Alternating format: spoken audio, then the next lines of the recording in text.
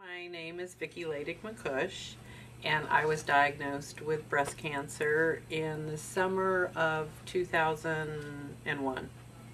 When you're newly diagnosed, it is the scariest place to be. And there's so many details you don't understand and so many emotions you don't understand that I think having this resource here for people to meet other people, to connect with other people that are going through whatever their cancer treatment is, it puts you in a more hopeful situation because you can compare stories, you can laugh together, you can get helpful tips. I mean, you can find out things that your doctors will never tell you. So I just think that this organization is so important because it offers a service that is so critical to people at such a critical period of their life when they really, really need it, that I just, think it's wonderful. So the Cancer Support Community had posted a flyer in my doctor's office which advertised this program called Return to Wellness. And that's exactly what I felt like I needed in my life at that point in time, because I had been going through cancer treatment. I thought, all the markers were great, I was clean, but I didn't feel well.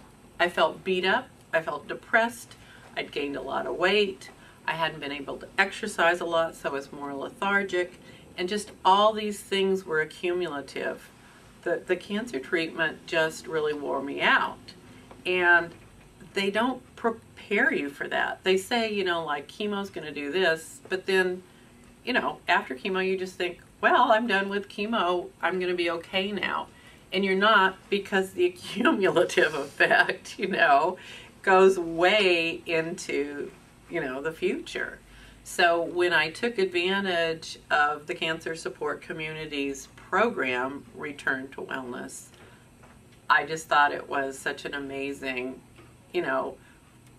free program to offer to the community that I wanted to get out there and tell more people about it. There was something about the women all getting in the room and talking and going, I felt that way too, and I always felt like I was the only one that felt that way, or did people respond this way? And there was something so subliminally helpful and hopeful about that I just thought, this organization is really amazing.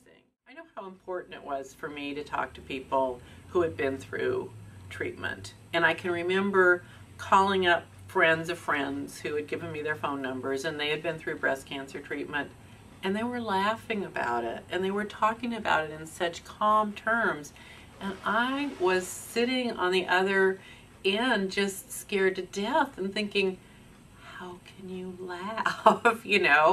How can you go through something this scary and just laugh it off? But there was something subliminal in my head that said, listen, because you're going to be there someday too.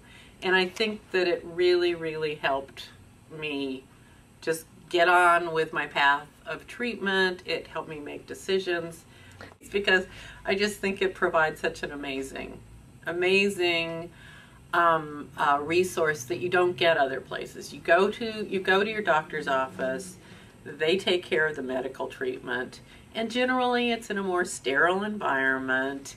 And if you're lucky, there's a nurse there that kind of can fill you in on the more human side. But nobody really offers that emotional support. Your family or your friends offer a certain amount of it, but it's like your family, your friends, your doctors can't provide that kind of necessary emotional support that somebody else going through it can provide. It's the opposite of the doctor's office or the hospital, where it's kind of that sterile, but along with the comfortable couches and blankets comes that emotional support you get from connecting with other people who have been going through similar treatment and are in a similar mindset to what you're in. I mean, they all say that laughing is, one of the best medicines, and there's so much laughter here.